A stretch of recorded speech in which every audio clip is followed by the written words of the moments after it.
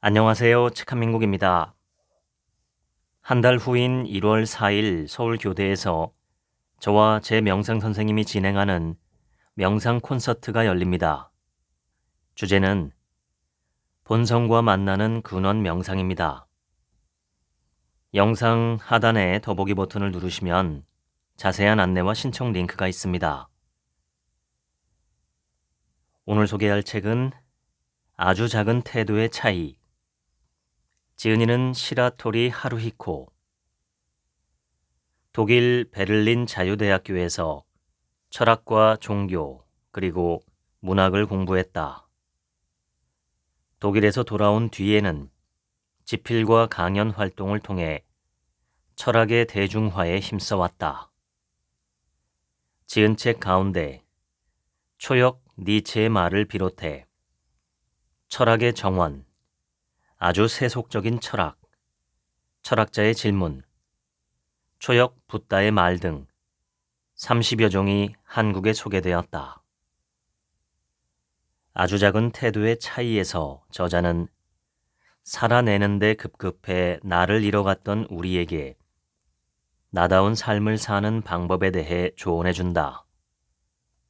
바로 행여나 놓칠까봐 고집스럽게 자신을 붙드는 것이 아니라 고정된 자기 자신이란 없다는 태도로 하루하루 스스로를 낡은 나에서 새로운 나로 바꿔나가자는 것이다. 본문을 읽겠습니다. 그저 잘 살고 싶어 발버둥을 쳤을 뿐인데 정신을 차리고 보니 인생이 엉망이 되었다. 나는 항상 눈앞의 이해득실에만 매달렸다. 제 욕심 채우기에 급급했고 적수가 될 만한 상대는 따돌렸다. 사람을 가려가면서 등급을 매겨왔다. 나는 끊임없이 쾌락과 자극을 좇았다. 나는 교활함을 지혜라고 착각했다. 나는 애두른 길이나 조금의 고비 없이 가장 빠르게 성공하는 방법을 끊임없이 갈구했다. 나는 책을 읽으며 스스로 판단하지 않고 전해 들은 이야기를 진실이라 믿었다. 나는 삶에서 찾아올 수밖에 없는 고난을 절대로 받아들이지 않으려고 했다. 나는 쉽게 화내거나 야단치면서 나에게는 그래도 되는 권리가 있다고 생각했다. 나는 영원히 살 것처럼 착각하면서 살았다. 그리고 나는 이런 스스로를 경멸하고 못 견뎠다. 우리는 이러한 태도로 살아가면서 결국 인생을 허무로 몰아넣는다. 문득 삶에서 아무것도 남기지 못한 채 회한과 맞닥뜨렸을 때 비로소 바보처럼 살았음을 너무 늦게 깨닫는다.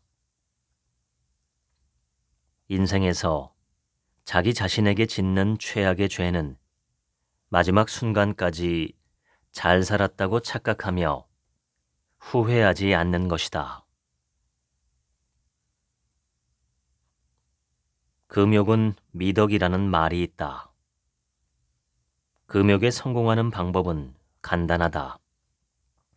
지금 당장 마음속 욕망의 끈을 끊으면 된다. 단지 그뿐이다.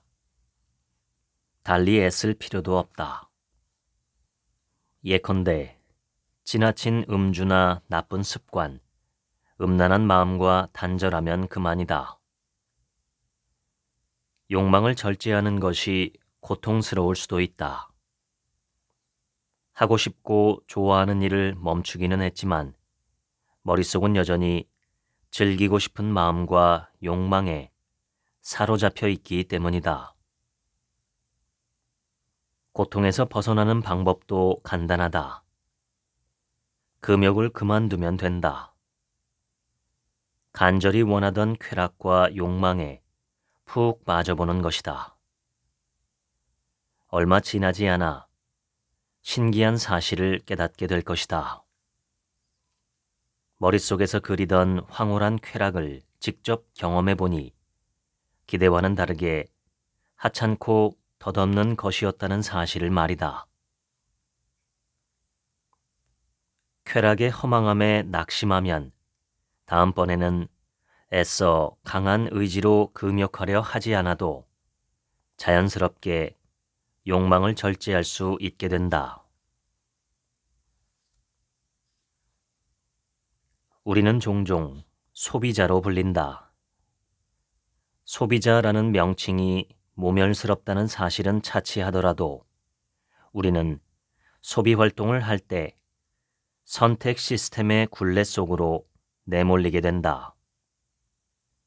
그런 의미에서 모든 소비자는 선택을 강요하는 시스템이라는 제한된 공간에 갇혀 있다고도 할 수 있다. 어릴 때는 학원이나 학교를 선택하고 목표로 삼은 학교에 가기 위해 지역을 선택한다. 졸업 후에는 직종과 회사를 선택한다. 결혼해야겠다고 마음먹고서는 배우자를 선택한다. 나이 들어서는 퇴직 시기를 선택하고 암과 같은 질병의 치료법을 선택하며 인생의 마지막에서는 연명치료 여부를 선택한다. 우리는 항상 이미 만들어져 있는 것들을 선택하며 살아간다. 우리는 이러한 사실을 애써 외면하면서 산다.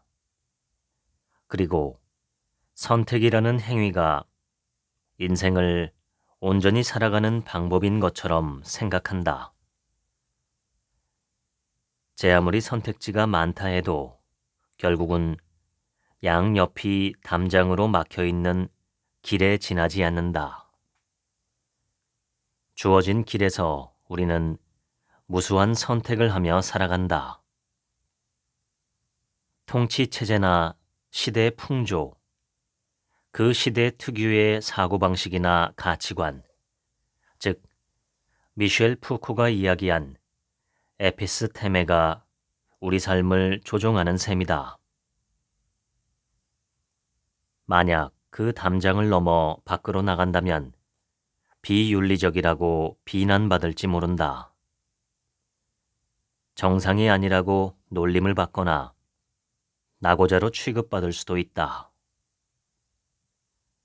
그렇다면 담장 위로 올라가 줄타기 하듯 아슬아슬하게 뒤뚱대면서 발을 내디뎌 보는 것은 어떨까?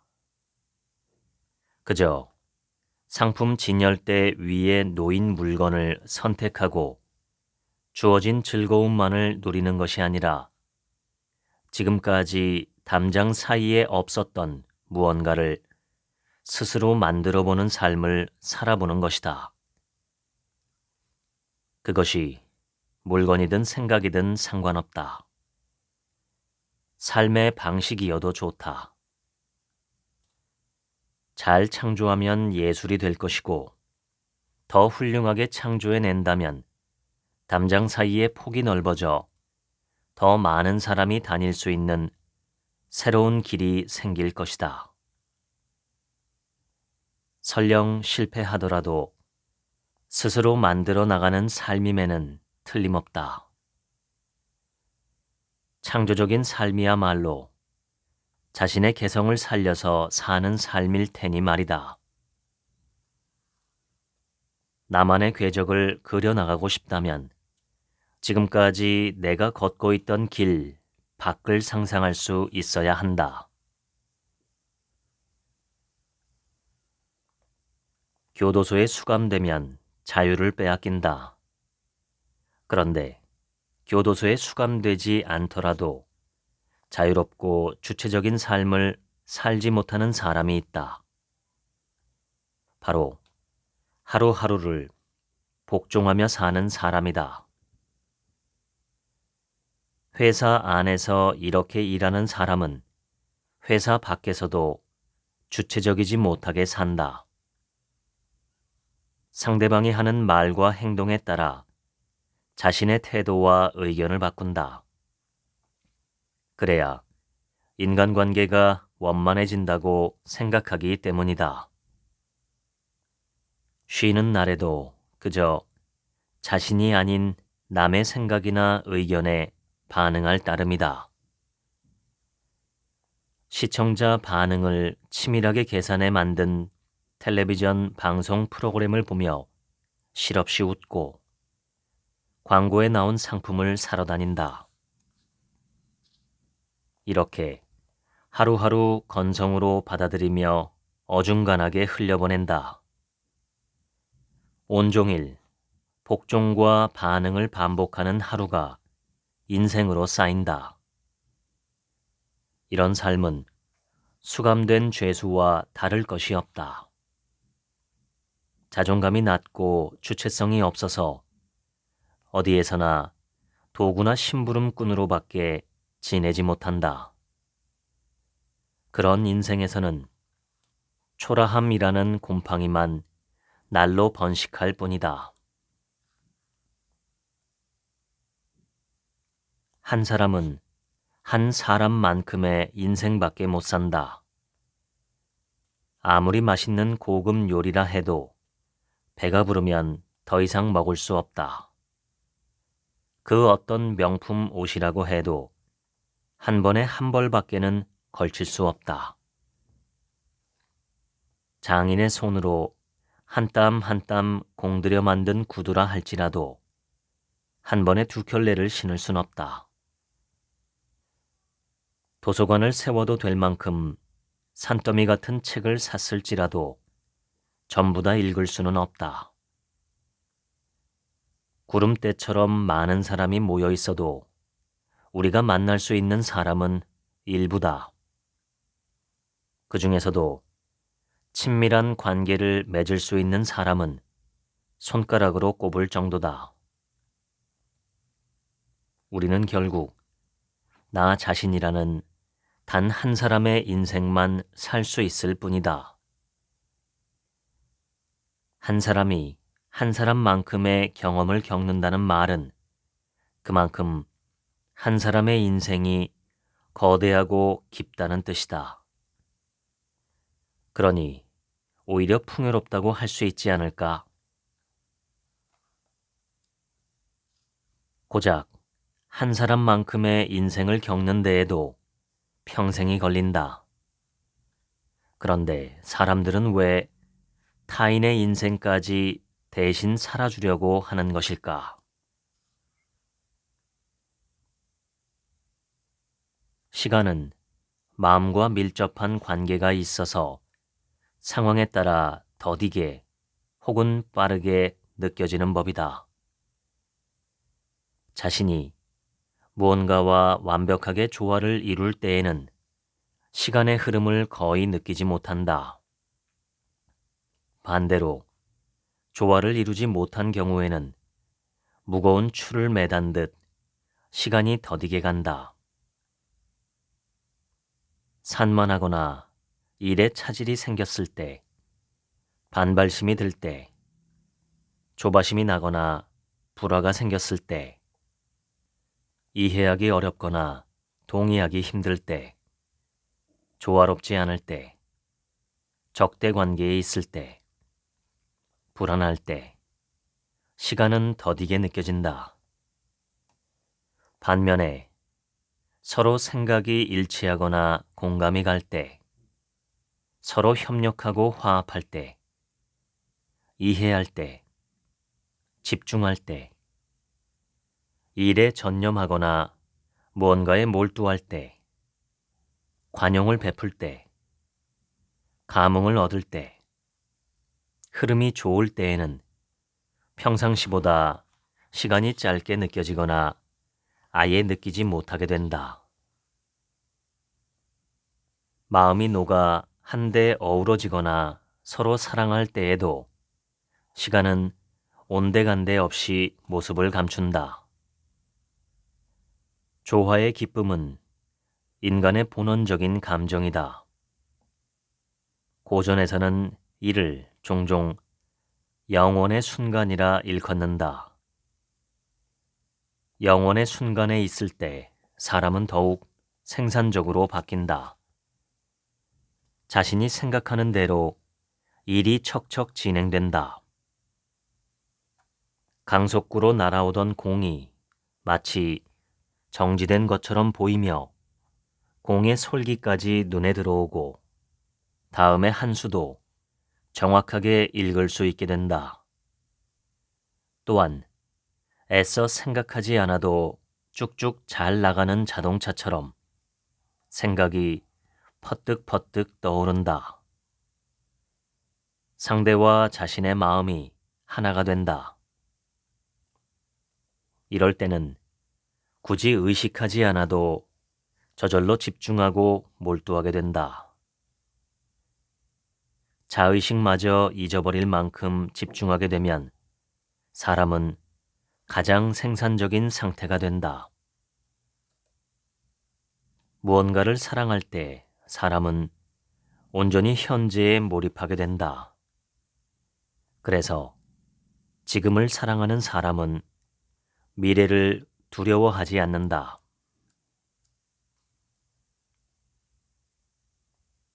독일어에 미스마허라는 단어가 있다.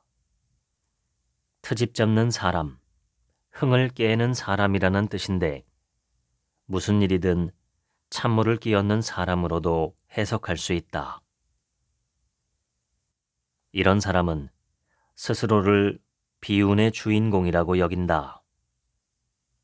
그들이 불운한 까닭은 기회를 만나지 못해서가 아니다. 자신이 불운하다는 생각에 사로잡혀 스스로 불운으로 들어갔기 때문이다. 시작점이 아니라 도착점이 지나온 길을 증명한다. 한 번 손댄 일은 무슨 일이 있더라도 끝까지 해내야 한다. 결과적으로 안 될 것이 불보듯 빤하더라도 도중에 포기하지 말고 관철해야 한다. 그리고 마무리는 반드시 자신의 손으로 매듭 지어야 한다. 이렇게 처음부터 끝까지 스스로 관여한 일만이 자신의 경험으로 쌓이게 된다. 결과를 내다보고 자신이 손해볼 것 같다는 이유로 어정쩡하게 물러나면 아무것도 손에 쥘 수 없다. 그러니 서툴러도 괜찮다. 무슨 일이 있더라도 지금 자신의 힘으로 해내야 한다. 아무리 하찮게 보이는 일이라도 상관없다. 무슨 일이든 결과 따위 전혀 계산하지 말고 푹 빠져서 젖먹던 힘까지 쏟아부어 끝까지 최선을 다해야 한다. 재능은 이미 몸 안에 잠재되었거나 남모르게 축적된 어떤 특별한 힘이나 에너지가 아니다. 재능은 무언가를 이루는 것이다. 그림에 재능이 있어서 화가가 되는 것이 아니다. 그림을 그렸기 때문에 화가가 되는 것이다. 소설을 썼다면 소설에 재능이 있다는 뜻이고, 장사를 했다면 비즈니스에 재능이 있다는 뜻이 된다. 아무것도 이룬 것 없이 재능이 있다고 말할 수 있겠는가? 그러므로 자신에게 재능이 없다고 생각해서는 안 된다. 재능이 없으면 재능을 심고 키우면 된다. 방법은 간단하다. 무언가를 이루면 된다. 끝까지 완수하면 된다. 그렇게 완주한 경험이 쌓이다 보면 그것이 자신의 재능이 된다. 나도 감히 나를 짐작해서는 안 된다. 우리는 자신의 생각과 행동을 스스로 옭아매곤 한다. 어떤 일을 시도할 때 지레 못하겠다고 생각하면 10중 8구 정말로 못하게 된다. 시도할 마음조차 사라지고 만다. 스스로 외고집에 융통성 없는 성격이라고 못 박아버린다. 그러면 희한하게도 앞뒤가 꽉 막힌 벽창호 같은 대응밖에 하지 못하게 된다. 또한 스스로를 소극적인 성격이라고 단정하면 소극적인 행동만 도드라지게 의식하게 된다. 사람마다 변하지 않는 고유한 성격과 성향을 가지고 있다고 생각하는 것은 망상이나 지어낸 이야기를 믿는 것과 다르지 않다. 현실을 봐야 한다. 사람은 처해 있는 상황에 따라 얼마든지 바뀔 수 있다. 실제로 우리는 그때그때 상황에 맞게 전혀 다른 사람처럼 행동하곤 한다. 수십, 수백 가지의 얼굴과 인격을 가진 것처럼 말이다. 주변에서 착하다고 인정받는 사람이 있다고 치자. 지금은 온화하고 지성미가 돋보이는 모습을 하고 있지만 전쟁이 일어났을 당시에는 그가 살인과 잔혹한 행동을 서슴지 않았을 수도 있다. 인간은 한 가지 성격으로 고정된 존재가 아니다. 그러므로 타인과 자신의 성격 때문에 냉가슴을 앓거나 심각하게 고민하지 않아도 된다. 미신을 철석같이 믿어서는 안 되며 자신을 우물안 개구리로 만드는 좁은 생각과 행동, 예를 들어 별자리나 혈액형, 시비간지, 이름 획수 운명론 따위가 말하는 망언에는 눈도 감고 귀도 막아야 한다. 그렇게 하지 않으면 가능성이 축소되고 자신이 작아진다. 스스로를 올가매지만 않는다면 우리는 무엇이든 될 수 있고 자유자재로 행동할 수 있다. 인간은 만능 점토처럼 마음만 먹으면 얼마든지 변할 수 있는 유연함과 가능성을 가진 존재이기 때문이다. 왜 인간은 후회하는가? 쇼펜하우어는 이 질문에 이렇게 대답했다. 인식이 변한 것이다. 행위를 했을 당시의 인식, 사물을 보는 견해와 사고방식, 가치관이 훗날 다르게 변해버렸기 때문이다.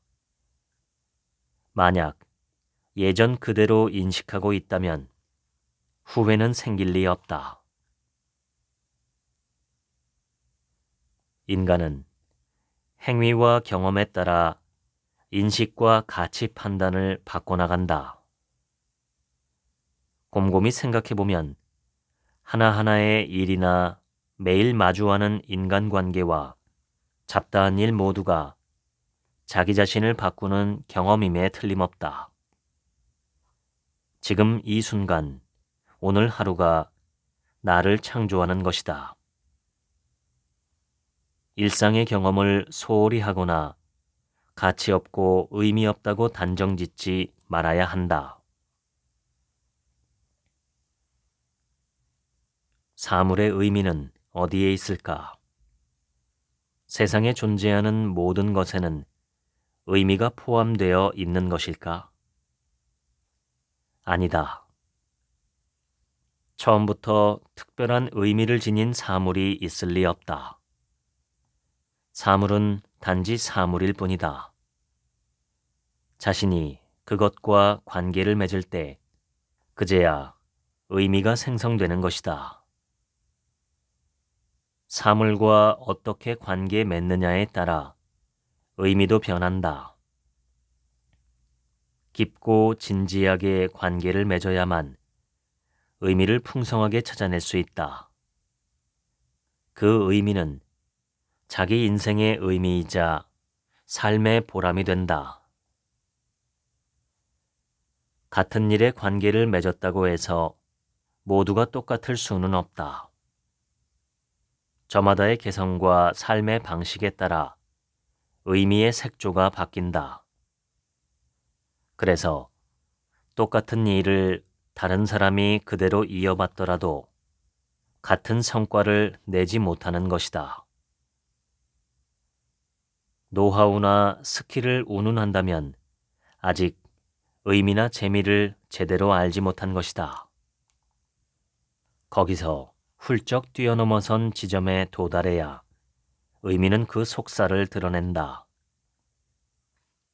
의미가 부여된 모든 것에서 우리는 서로의 원인이자 서로의 결과가 된다. 가진다와 된다는 달라도 너무 다른 말이다. 그럼에도 불구하고 이 두 가지를 혼동하는 사람이 많다. 무언가를 가진다는 것은 가능성을 넓히는 일이기는 하나 가능성을 공고히 하지는 못한다. 가령 돈이 많으면 사업을 일으킬 가능성도 높아지지만 실제로 사업을 벌여서 성공하는 것은 별개의 일이다. 마크 롤렌즈의 철학자와 늑대에는 이런 말이 나온다. 영장류는 자신이 소유한 것을 기준으로 자신을 평가한다. 하지만 늑대에게 중요한 것은 어떤 늑대가 되느냐는 것이다. 무언가를 소유하면 우리는 그것이 자신의 것이라고 철석같이 믿는다. 당연히 말도 안 되는 얘기다. 무엇을 소유하든 언젠가는 상실하고 만다. 자신이 소유하고 있는 것에 계속 얽매인다면 무언가 되는 것은 불가능해진다. 그 사람을 그 사람답게 하는 일이란 무언가를 계속 가지는 것이 아니라 무언가가 계속 되는 것이기 때문이다. 다시 말해 사람은 되는 것은 가능하되 가지는 것은 불가능하다. 무언가가 항상 계속 되는 것만이 그 사람다운 사람이 될 수 있다. 내가 만약 아무 글도 쓰지 않는다면 나는 글쟁이가 아닌 그저 비행기나 타고 쏘다니는 기묘한 생물이나 다름없을 것이다. 철학자 니체는 인간은 생성한다 라고 생각했다. 생성은 사람을 사람답게 한다. 원래부터 고정된 자신 따위는 없다. 인간이란 무언가가 되는 움직임을 계속하는 존재이기 때문이다. 누구나 매 순간 생성함에 따라 변신하며 일정한 계통을 갖고 변신해야 바로 그 사람인 것이다.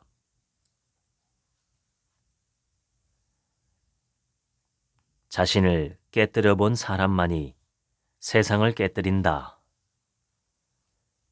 사람은 보고 듣는 것에 따라 사물의 속성을 머릿속에 차곡차곡 저장한다. 이는 인생을 살아가는 데 있어 경험이 되고 도움도 된다. 그러나 보고 들은 사실이 일종의 편견이나 고정관념으로 머릿속에 각인되는 경우도 심심찮게 볼 수 있다. 많은 사람이 편견과 고정관념의 눈으로 세상을 바라본다. 더군다나 시대 특유의 고정관념이 두텁게 덧칠된 채로 말이다. 숱한 고정관념이 거의 상식으로 자리를 꿰차고 있다. 하지만 실제로 뛰어난 인물은 아예 그런 생각을 하지 않는다. 자신의 부족한 점에 연연하지 않는다. 고정관념 자체를 갖고 있지 않다. 오히려 비상식적이기도 하다. 이른바 상식적이라는 사람의 관점에서 본다면 그런 사람은 괴짜나 다름없다. 그들은 자유로운 영혼으로 마음껏 행동했기 때문에 새로운 방법으로, 기존에 없는 새로운 형태로 본때 있게 일을 해내는 것이다. 극단적으로 말하자면 애초부터 길이 달랐다고 할 수 있다. 그런데도 속물들은 어떻게 하면 자유로운 사고법이 가능한지 궁금해한다. 그런 생각 자체가 가장 전형적인 속물의 특성인 줄 모르고 말이다. 노하우를 알고 싶어하며 기웃거리거나 방법론을 궁금해한다는 것은 어딘가에 이미 만들어진 확실한 길이 있다고 단정짓는 생각이기도 하다. 이런 사고법은 이미 고정관념에 사로잡혀 있다는 증거이자 자유로운 사고법과 정반대인 속물적인 특징이다.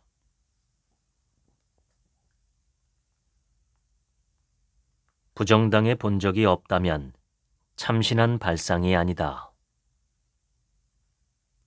참신한 무언가를 만들어내려면 제일 먼저 자기 자신부터 새로워져야만 한다. 새로운 것은 어느 날 갑자기 하늘에서 뚝 떨어지는 것이 아니다. 새로운 감성으로 새로운 삶을 살고자 마음먹은 사람만이 참신한 것을 만들어낼 수 있다. 젊은이에게만 그 가능성이 있다는 말은 아니다. 아무리 젊다고 해도 타성에 젖은 삶과 사고방식에 익숙한 사람이라면 평범한 것밖에 만들어내지 못한다. 반면에 나이를 먹었더라도 생기 넘치는 정신을 갖고 있다면 얼마든지 새로운 것을 만들어낼 수 있다. 참신함과 생산 능력을 겸비한 사람에게는 평소 이해받지 못하는 일이 허다했을 테고 지겨울 만큼 반발을 경험했을 것이다. 보통 사람들은 새로운 것을 원하면서도 구태의연한 삶과 사고방식에서 벗어나지 못하고 그것이 온전한 삶이라고 믿기 마련이다. 하지만 참신한 사람은 설령 이해받지 못할지라도 자기 나름의 표현을 꿋꿋이 하며 살아왔을 테고 또 살아갈 것이다. 그래야만 진정 살아있는 삶이라고 할 수 있다. 도대체 이성이란 무엇을 뜻하는 것일까? 감정이란 무엇을 가리키는 말일까? 실은 아무도 모른다. 다만 경험을 기준 삼아 생각한다면 적어도 이렇게는 말할 수 있겠다. 이성적이라는 것은 냉정하게 손이 계산을 할 수 있는 상태를 가리키고 감정적이라는 것은 자존심을 상처받거나 마음이 흔들리는 상태를 의미한다. 자존심의 실체는 자신에 대한 존경이 아니다. 그저 자신을 그럴싸하게 포장하고 싶어하는, 또한 자신의 능력이 높다고 인정받고 싶어하는 허영일 뿐이다. 아무짝에도 쓸모없는 자존심은 버려야 한다. 그 대신 우리가 가져야 할 것은 바로 긍지다. 긍지는 머리를 들어도 하늘에 부끄럽지 않고 머리를 숙여도 스스로에게 미안하지 않는 마음이다. 인간은 비판받는 것이 두려워 누군가를 비판한다. 누군가에게 의견을 말하거나 설득할 때 좋다 혹은 나쁘다라는 말은 입에 올리지 않는 편이 좋다. 좋다와 나쁘다에는 가치를 매기는 평가의 의미가 고스란히 담겨 있다. 아주 친밀한 사이라고 할지라도 자신의 가치에 대해 이러쿵저러쿵 평가하는 것을 달가워할 사람은 없다. 즉, 그 어떤 사람도 한 인간의 진정한 가치를 함부로 운운할 계제가 못 된다는 말이다. 무엇보다 좋고 나쁨과 선악이라는 평가의 말을 절대 건네면 안 되는 소중한 사람이 있다. 바로 자기 자신이다.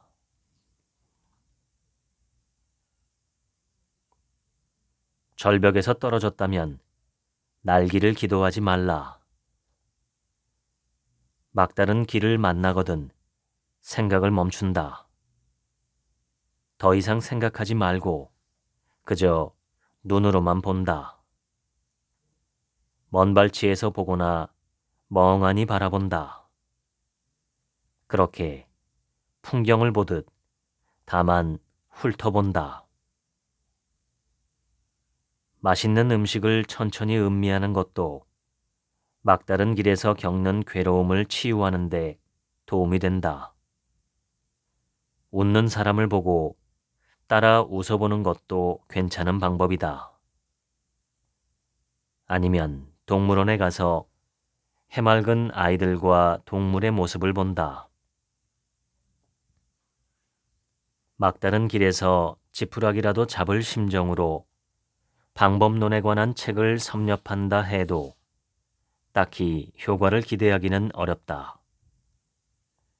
방법론이나 노하우에 관한 책을 읽으면 그 자리에서는 고개를 끄덕이며 납득할지 몰라도 돌아서면 말짱 도루묵이다. 사람은 그렇게 쉽게 변하지 않는다.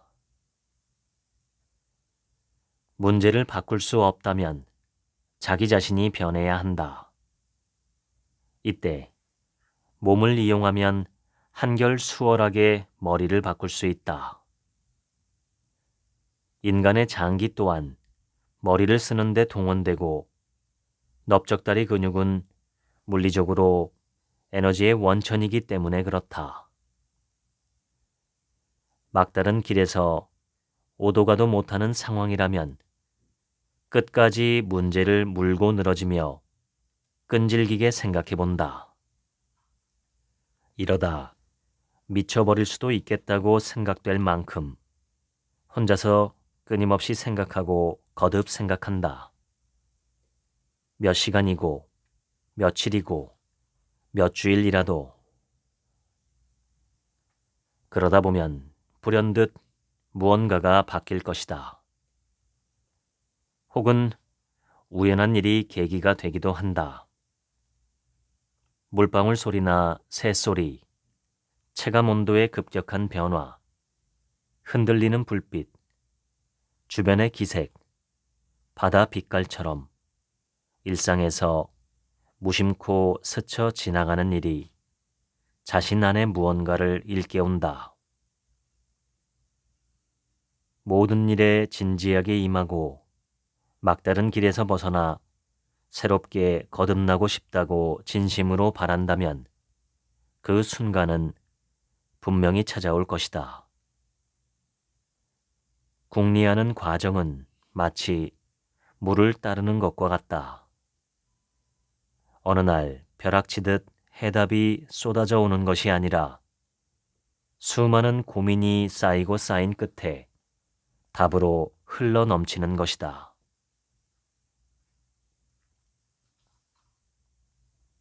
칸트는 순수 이성 비판에서 시간 개념에 대해 이렇게 말했다.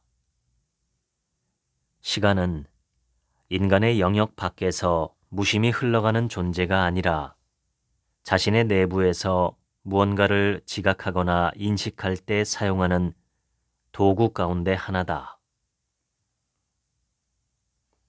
칸트의 생각은 우리에게 안심 혹은 일종의 구원을 줄지도 모른다. 칸트의 시점에서 세상을 바라보면 시간이 없다라든가 시간에 쫓기고 있다고 하는 일반적인 사고방식에서 벗어날 수 있기 때문이다. 시간은 자신의 내부에 존재한다. 자신이 어떻게 이 일에 관여하느냐에 따라 시간이 변하기 때문이다. 내 안의 시간이 어떻게 흘러가는가에 따라 나는 오늘을 끝없이 되풀이할 수도 있고 어제로 회귀할 수도 있으며 내일로 나아갈 수도 있다.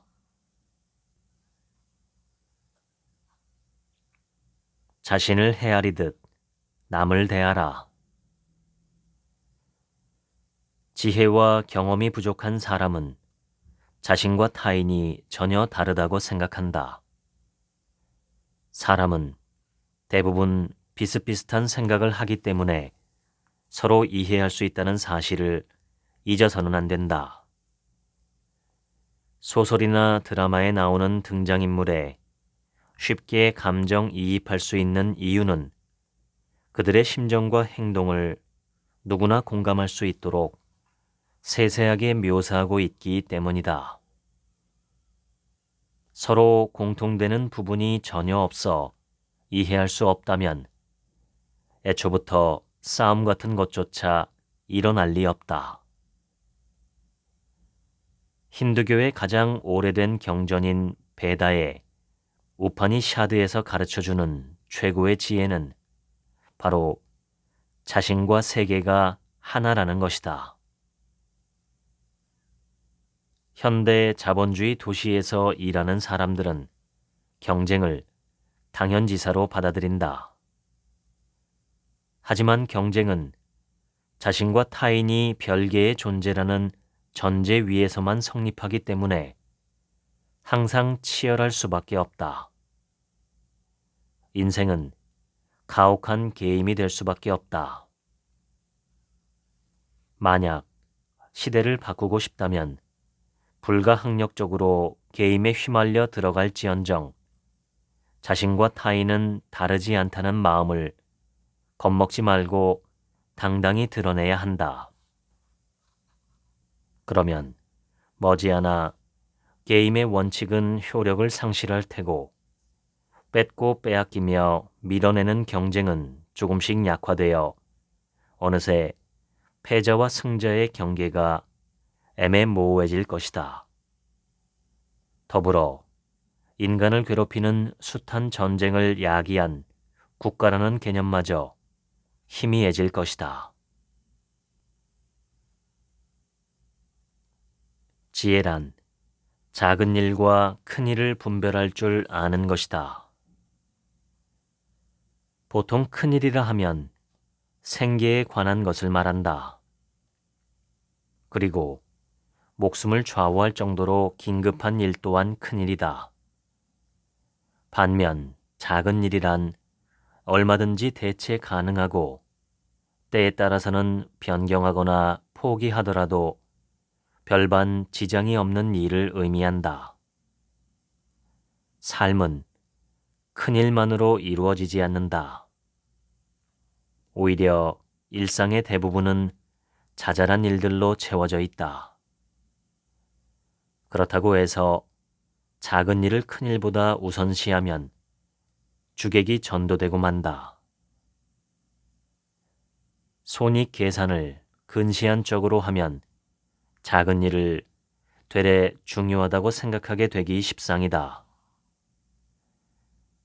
게다가 냉철하게 생각할 수 없는 상황에 놓이면 큰 일과 작은 일을 구분하지 못하면서 잘못 판단하기 쉬워진다.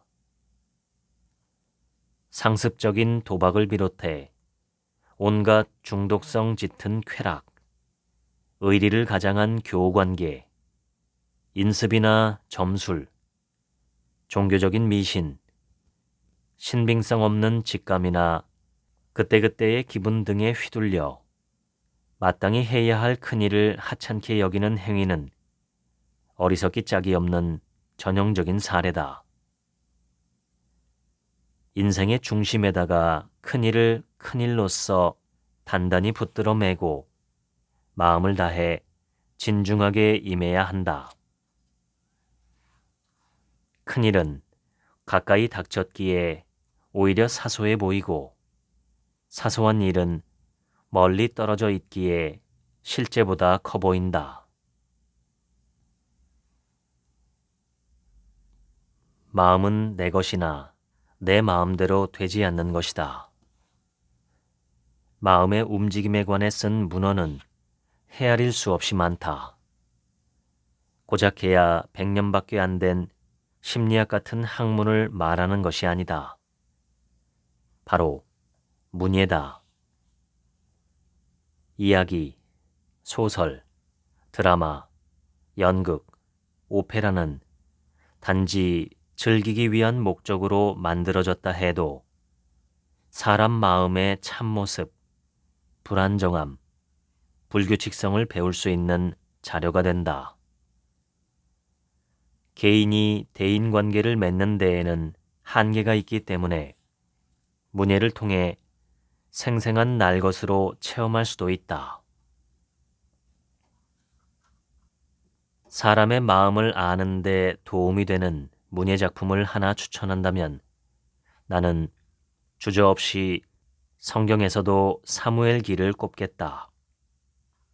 거기에는 사람 마음이 얼마나 시시각각 변하는 것인지, 또한 용기가 어떻게 탐욕과 광기로 변모해 가는지를 다윗이라는 한 인간의 생애를 통해 무서우리만큼 극적으로 묘사하고 있기 때문이다.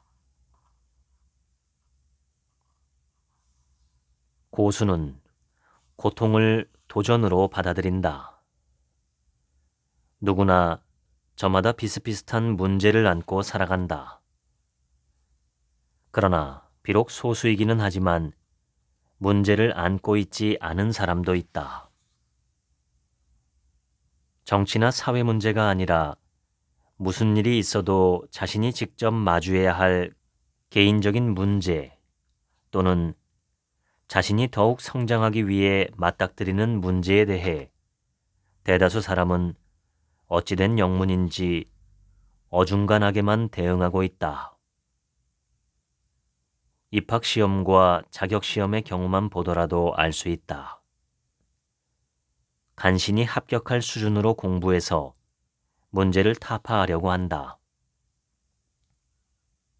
아슬아슬 하더라도 허들을 넘기만 하면 그만이라는 태도가 몸에 배어있는 나머지 일과 인생의 문제에 관해서도 그럭저럭 해결하려고 든다. 그러다 보니 발목을 잡는 괴로움이 당면하는 문제마다 따라다닌다. 극소수이기는 하지만 몇몇 사람들은 그런 식으로 적당히 대처하지 않는다. 무슨 일이 생기면 언제나 압도적인 대처 방법으로 문제를 능가해 버린다. 시험이라면 시험 문제를 출제하는 사람 이상으로 지식을 미리 갖추면 된다. 비즈니스라면 상대와 상황의 요구에 대충대충 대응하지 말고 상대방이나 상황이 확 돌변해 더욱더 호전될 수 있도록 적극적으로 나서서 대응해야 한다. 인생이나 가정, 인간관계 문제에 맞닥뜨렸을 땐 슬금슬금 눈치나 보면서 도망갈 궁리를 해서는 안 된다. 정면에서 맞대응하다 보면 이미 문제가 해결되는 경우도 허다하다. 어떤 문제와 마주했을지라도 순간의 재치나 임시 방편으로 모면하려는 나쁜 습관을 버려야 한다. 자신이 가지고 있는 것, 이를테면 재능, 기술, 서비스, 마음, 시간, 사랑을 한껏 사용해야 한다. 그러면 문제는 더 이상 문제가 아니게 된다.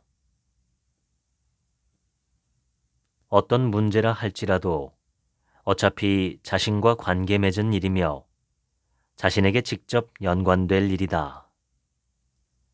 혹은 타인을 통해 머지않아 자신이 맞닥뜨릴 문제다. 현실에서 자신과 타인은 긴밀하게 연결되어 있다. 그럼에도 불구하고 자신과 타인을 계속해서 구분짓는다면 그 지점에서 경쟁과 계층이 생겨날 것이다. 문제를 능가한다는 일이 어렵게 생각될지도 모르겠다. 그렇다면 무엇이든 주변에 있는 작은 문제 하나부터 먼저 능가해보라. 그런 경험을 해낸다면 다음부터 손대는 문제는 그저 문제에 대응하거나 처리하는 수준이 아니라 자신이 적극적으로 관여하고 싶은, 오히려 어려우니까 재미있는 일로 받아들여지게 될 것이다. 알람을 많이 맞출수록 오히려 늦잠에 빠지기 쉬워진다. 제 시간에 일어날 수 있는 가장 효과적인 방법은 고통과 타협하지 않는 것이다. 쇼펜하우어가 밝힌 통찰 가운데 인생은 본질적으로 불안정한 것이다 라는 주장은 진지하게 생각해 볼 만한 가치가 있다. 사람들은 대체로 불안정함을 기피하고 안정을 갈망한다. 이런 망상 때문에 실현 가능한 것처럼 착각을 불러일으키는 상품에 눈을 부릅뜨고 덤벼든다.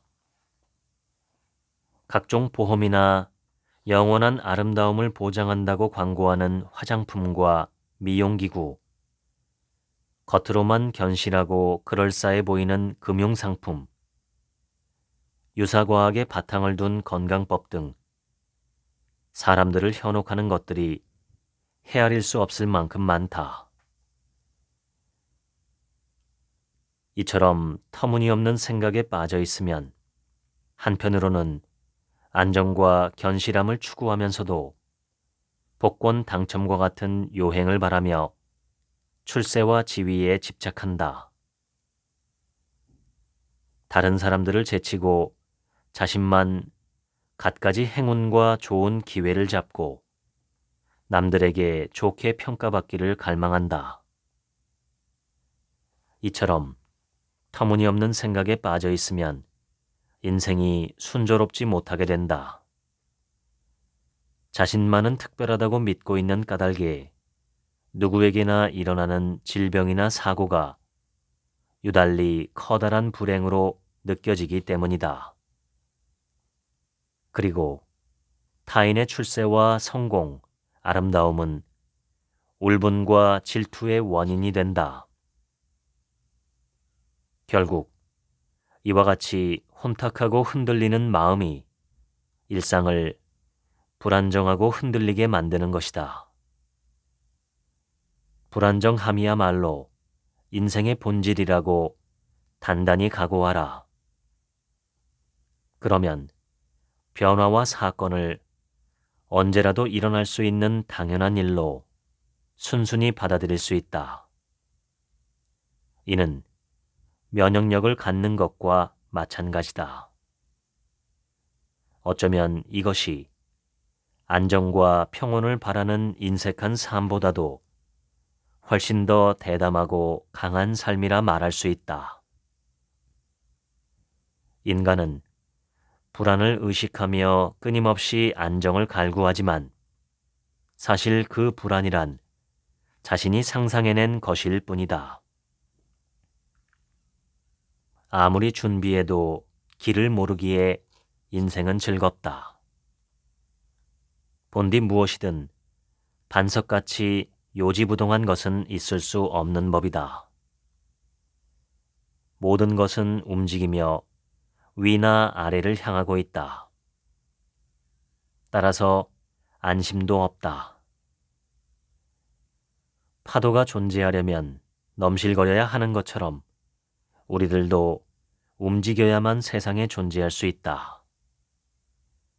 여기서 주고 저기서 받고 꾀하고 도전하며 망했다가 다시 흥하고 쓰러졌다가 일어서고 얼마간의 요행과 우연의 도움을 받고 안간힘을 다해 희망을 형상화한다. 그 행위 가운데 어느 것 하나 불안하지 않은 것이 없다. 삶이란 불안하기 마련이다. 그러니 어쩌다 바라는 대로 되면 한바탕 크게 웃을 수 있고 감동도 깊어진다. 인생이란 그런 것이다. 인생이란 끝없이 흐르며 떠오르는 질문들을 하나하나 해답으로 만들어가는 과정이다. 지금까지 아주 작은 태도의 차이 읽어드렸습니다. 영상 하단에 더보기 버튼을 누르시고 명상 콘서트 많은 참여 부탁드립니다. 들어주셔서 감사합니다.